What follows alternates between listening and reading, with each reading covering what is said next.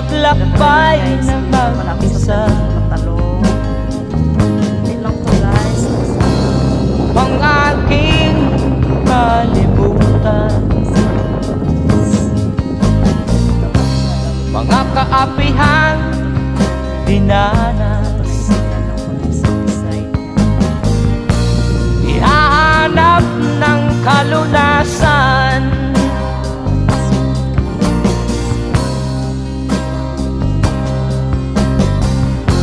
Kami hinamak ng lubusan, inapit, tinatawanan.